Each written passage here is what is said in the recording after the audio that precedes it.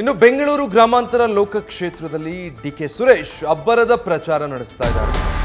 ತಮ್ಮ ವ್ಯಾಪ್ತಿಗೆ ಬರುವಂತಹ ಬ್ಲಾಕ್ ಕಾಂಗ್ರೆಸ್ ಸದಸ್ಯರ ಜೊತೆಗೂಡಿ ಡಿಕೆ ಸುರೇಶ್ ಸಭೆ ಕೂಡ ನಡೆಸಿದ್ದಾರೆ. ಮತ್ತೆ ಸತತ ನಿರಂತರವಾಗಿ ಅಬ್ಬರದ ಪ್ರಚಾರದಲ್ಲಿ ತೊಡಗಿಸಿಕೊಂಡಿದ್ದಾರೆ. ಎಲೆಕ್ಷನ್ಗೆ ದಿನಗಣನೆ ಇರುವಾಗಲೇ ಸುರೇಶ್ ಗೆಲುವಿನ ರಣತಂತ್ರ ರೂಪಿಸ್ತಾ ಇದ್ದಾರೆ.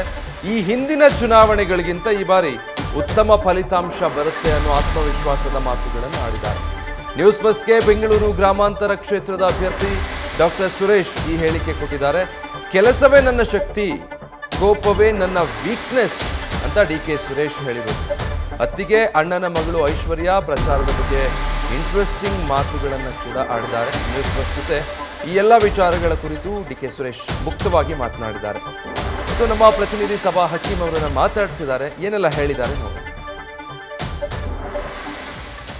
ಬಟ್ ಮೋರ್ ದ್ಯಾನ್ ನೀವೇ ಹೇಗಿದ್ದೀರಾ, ನಿಮ್ಮ ಪ್ರಚಾರ, ನಿಮ್ಮ ದಿನಚರಿ, ಸೊ ಇದ್ರ ಬಗ್ಗೆ ಕೇಳೋಣ ಅಂತ. ಬಟ್ ನೀವೇ ಇದು ಸರ್ಕಾಸ್ಟಿಕ್ ಆಗಿ ಹೇಳಿರೋದ್ರಿಂದ ನನ್ನ ಒಂದು ಪ್ರಶ್ನೆ, ನಿಮ್ಮ ಕ್ಷೇತ್ರದಲ್ಲಿ ನಿಮ್ಮ ಭಯ ಇದೆಯಂತೆ, ನಿಜಾನ ಇದು?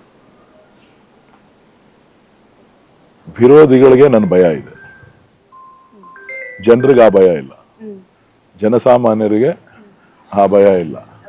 ನನ್ನ ವಿರೋಧಿಗಳಿಗೆ ನಾನೆಲ್ಲಿ ಚುನಾವಣೆಯಲ್ಲಿ ಗೆದ್ರೆ ಮುಂದಕ್ಕೆ ಅವ್ರ ಭವಿಷ್ಯ ಕುಂಠಿತ ಆಗ್ತಕ್ಕಂಥ ಭಯ ಅವರಿಗೆ ಕಾಡ್ತಾ ಇದೆ. ಅವರಿಗೆ ಅವರ ಅಸ್ತಿತ್ವ ಹೊರಟೋಗ್ಬೋದು ಅಂತಕ್ಕಂಥ ಭಯ ಇದೆ. ಹಾಗಾಗಿ ಅಪಪ್ರಚಾರಗಳನ್ನು ಮಾಡ್ತಾರೆ. ಮೈತ್ರಿ ಅಭ್ಯರ್ಥಿ ಬಗ್ಗೆ, ಡಾಕ್ಟರ್ ಬಗ್ಗೆ ಏನು ಹೇಳ್ತೀರಿ? ಅವರೊಂದು ವೈದ್ಯಕೀಯ ಸಂಸ್ಥೆಯಲ್ಲಿ ಸರ್ಕಾರಿ ಹುದ್ದೆಯ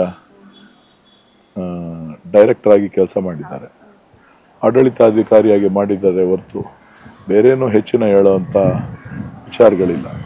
ಅಲ್ಲಿ ಸುಮಾರು 220 ಜನ ಡಾಕ್ಟರ್ಸ್ ಇದ್ದಾರೆ. ಸುಮಾರು 700-800 ಜನಕ್ಕೂ ಹೆಚ್ಚು ಜನ ತಂಡಗಳು, ಬೇರೆ ಬೇರೆ ಎಂಪ್ಲಾಯೀಸ್ ಇದ್ದಾರೆ. ಸುಮಾರು ಜನ ಬಂದು ನನಗೆ ಬೆಂಬಲ ವ್ಯಕ್ತಪಡಿಸಿದ್ದಾರೆ. ಹಲವೊಂದು ವಿಚಾರಗಳನ್ನು ಹೇಳಿದ್ದಾರೆ. ಅದನ್ನೆಲ್ಲ ಚುನಾವಣೆ ಆದಮೇಲೆ ಮಾತಾಡ್ತೀನಿ ಅಂತ ಹೇಳಿದ್ದಾರೆ. ನಿಮ್ಮ ಎದುರಾಳಿಯನ್ನು ನೀವು ಹೇಗೆ ನೋಡ್ತೀರಿ? ನನ್ನ ಎದುರಾಳಿಗಳು ಯಾರೂ ಇಲ್ಲ. ನನಗೆ ಕಾಣಿಸ್ತಾ ಇರೋದು ಮೋದಿ ಅವರು ಒಬ್ಬರೇ. ಹೌದಾ? ಓಕೆ.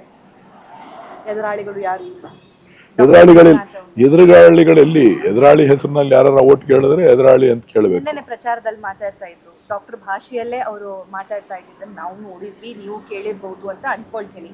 ಸೊ ನಾನು ಬರೀ ಬೆಂಗಳೂರು ಗ್ರಾಮಾಂತರ ಜನರಿಗೆ ಅಷ್ಟೇ ಅಲ್ಲ, ರಾಜ್ಯದಲ್ಲಿರುವಂತಹ ಪ್ರತಿಯೊಬ್ಬ ಬಡ ಬಗ್ಗರಿಗೆ ಬೇಕಾದವರು, ಅವರ ಹೃದಯಕ್ಕೆ ಚಿಕಿತ್ಸೆಯನ್ನ ಮಾಡಿದವರು, ನನಗೆ ಚೆನ್ನಾಗಿ ಬರೀ ಗ್ರಾಮಾಂತರದಲ್ಲಿ ಅಷ್ಟೇ ಅಲ್ಲ, ಕೊಪ್ಪಳದಲ್ಲೂ ಕೂಡ ಪರಿಚಯ ಇದ್ದಾರೆ, ರಾಯಚೂರಲ್ಲೂ ಪರಿಚಯ ಇದ್ದಾರೆ, ಬೇರೆ ಭಾಗದಲ್ಲೂ ಪರಿಚಯ ಇದ್ದಾರೆ. ನೋಡಿ, ಅದೊಂದು ಸರ್ಕಾರಿ ಸೇವೆ, ಅವರ ಕುಟುಂಬದ ಆಸ್ತಿ ಅಲ್ಲ. ಅವರ ಕುಟುಂಬದ ಆಸ್ತಿ ಅಲ್ಲ. ಆ ಸರ್ಕಾರಿ ಸೇವೆಯನ್ನ ಮಾಡಿರುವಂಥದ್ದನ್ನ ಜನ ನೋಡಿದ್ದಾರೆ, ಗಮನಿಸ್ತಿದ್ದಾರೆ. ಎಷ್ಟು ಜನರಿಗೆ ಅನ್ಯಾಯ ಆಗಿದೆ ಅನ್ನೋದನ್ನು ಕೂಡ ಕೆಲವರು ನನ್ನ ಹತ್ರ ಹೇಳಿದ್ದಾರೆ. ಚುನಾವಣೆ ಆದ್ಮೇಲೆ ಅದ್ರ ಬಗ್ಗೆ ಮಾತಾಡೋಣ. ಹೌದಾ? ಯಾಕೆ ಸರ್ ಇಷ್ಟು ವರ್ಷ ಇಲ್ಲದೆ ಇದ್ದಿದ್ದು ಚುನಾವಣೆ ಆದ ನಂತರ ಅಂತ? ಆ ಸಂಸ್ಥೆ ಮೇಲೆ ಹಿಂದೆ ಆಗಿರುವಂತಹ ಹಗರಣಗಳ ಬಗ್ಗೆನೂ ತನಿಖೆ ನಡೆಸ್ತೀವಿ ಅಂತ ಸಿಎಂ ಸಾಹೇಬರು ಹೇಳ್ತಿದ್ರು. ನೀವು ಕೂಡ ಇವಾಗ ಇದನ್ನ ಹೇಳಿದ್ರಿ. ಏನಿದೆ ಅನ್ಸದ್ ಹಾಗಾದ್ರೆ? ನಾನು ಹೇಳ್ತಾ ಇಲ್ಲ ಅದನ್ನ. ಅಲ್ಲಿ ಕೆಲಸ ಮಾಡ್ತಾ ಇರ್ತಾರ ಹೇಳ್ತಾ ಇದ್ದಾರೆ. ಅವರ ಸಹೋದ್ಯೋಗಿಯಾಗಿ ಕೆಲಸ ಮಾಡಿರೋರಿಗೆ ಏನು ಅನ್ಯಾಯ ಆಗಿದೆ ಅದನ್ನ ಹೇಳ್ತಾ ಇದ್ದಾರೆ. ಸೊ ನಾನು ಯಾವತ್ತೂ ಕೂಡ ಅದ್ರ ಬಗ್ಗೆ ನಾನಿನ್ನು ತಲೆ ಕೆಡ್ಸ್ಕೊಂಡವ. ನನಗೆ ಅದನ್ನು ಮಾಡೋದಕ್ಕೂ ನನಗೆ ಸಮಯ ಇಲ್ಲ. ನಾನು ಬೆಳಗ್ಗೆ 8:30-9 ಗಂಟೆಗೆ ಮನೆ ಬಿಟ್ಟರೆ ರಾತ್ರಿ 12 ಗಂಟೆ 2 ಗಂಟೆ ಆಗುತ್ತೆ ನಾನು ಚುನಾವಣಾ ಪ್ರಚಾರ ಮುಗಿಸಿ ಬರಲಿಕ್ಕೆ. ಸೊ ಅವರೇ ಪಾಪ ಕೆಲವರೆಲ್ಲ ಬಂದು ಕಾಯ್ದಿದ್ದು ನನಗೆ ಬೆಂಬಲವನ್ನು ವ್ಯಕ್ತಪಡಿಸಿದ್ದಾರೆ. ನನಗೋಸ್ಕರ ಚುನಾವಣಾ ಪ್ರಚಾರ ಮಾಡ್ತಾ ಇದ್ದಾರೆ. ಸುಮಾರು 500ಕ್ಕೂ ಹೆಚ್ಚು ಜನ ಚುನಾವಣಾ ಪ್ರಚಾರದಲ್ಲಿ ನನಗೆ ಬೆಂಬಲವನ್ನು ಕೊಡ್ತಾ ಇದ್ದಾರೆ. ಡಿಕೆ ಸುರೇಶ್ ಅವರಿಗೆ ಈ ಸಲ ಯಾಕೆ ವೋಟ್ ಮಾಡಬೇಕು ಜನ? ಅಭಿವೃದ್ಧಿಗೆ ವೋಟ್ ಮಾಡಬೇಕು. ಅಭಿವೃದ್ಧಿ ಪರವಾಗಿ ಕೆಲಸ ಮಾಡೋರ್ಗೆ ವೋಟ್ ಮಾಡಬೇಕು.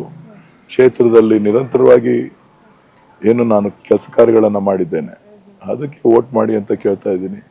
ಕೋವಿಡ್ ಸಂದರ್ಭದಲ್ಲಿ ಈ ಕ್ಷೇತ್ರದಲ್ಲಿ ನಿರಂತರವಾದಂತಹ ಸೇವೆಯನ್ನು ಮಾಡಿದ್ದೇನೆ, ಅದಕ್ಕೆ ವೋಟ್ ಕೊಡಿ ಅಂತ ಕೇಳ್ತಾ ಇದ್ದೇನೆ. ನಾನು ಮಾಡಿರುವಂಥ ಕೆಲಸ ಕಾರ್ಯಗಳು ಪ್ರತಿಯೊಬ್ಬರನ್ನ ಮುಟ್ಟಿದೆ. ಜೊತೆಗೆ ಕರ್ನಾಟಕದ ಕನ್ನಡಿಗರ ತೆರಿಗೆ ಪಾಲು ಬಹಳ ಪ್ರಮುಖವಾಗಿ ಇವತ್ತು ಏನು ಕರ್ನಾಟಕದ ಅನ್ಯಾಯ ಆಗ್ತಾ ಇದೆ, ಆ ಅನ್ಯಾಯದ ವಿರುದ್ಧ ಧ್ವನಿಯನ್ನು ಎತ್ತಿದ್ದೇನೆ. ಇವತ್ತು ರಾಷ್ಟ್ರ ಮಟ್ಟದಲ್ಲಿ ಚರ್ಚೆ ಆಗ್ತಾ ಇದೆ, ರಾಜ್ಯ ಮಟ್ಟದಲ್ಲಿ ಚರ್ಚೆ ಆಗ್ತಾ ಇದೆ. ಇವತ್ತು ಯಾರು ಪ್ರಶ್ನೆ ಮಾಡೋರು ಇಲ್ಲ ಅನ್ನೋಂಥ ಪರಿಸ್ಥಿತಿ ನಿರ್ಮಾಣ ಆಗ್ತಾ ಇದೆ. ತುಂಬ ಪೊಲಿಟಿಕ್ಸ್ ಮಾತಾಡಿದ್ದೆ ಆಯಿತು. ಆ್ಯಕ್ಚುಲಿ ಸುರೇಶ್ ಸರ್ ನಾನು ಬರುವಾಗ ಅಂದ್ಕೊಂಡು ಬಂದಿದ್ದೆ ತುಂಬ ಕ್ಯಾಶುವಲ್ ಮಾತಾಡೋಣ ಅಂತ. ಬಟ್ ಈಗ ಬರ್ತೀನಿ ಆ ಪಾಯಿಂಟಿಗೆ. ಯಾರು ನಿಮ್ಮ ಶಕ್ತಿ? ನನ್ನ ಕೋಪ. ನಿಮ್ಮ ಶಕ್ತಿ. ನಿಮ್ಮ ವೀಕ್ನೆಸ್? ನನ್ನ ವೀಕ್ನೆಸ್ ಯಾರು ಶಕ್ತಿ ಅಂತ ಕೇಳಿದ್ರೆ ಶತ್ರು ಅಂತ ಕೇಳಿದ್ರೆ ಶಕ್ತಿ ಯಾರು ಅಂತ ಕೇಳಿದೆ. ನನ್ನ ಶಕ್ತಿ ನನ್ನ ಕೆಲಸ. ಓಕೆ.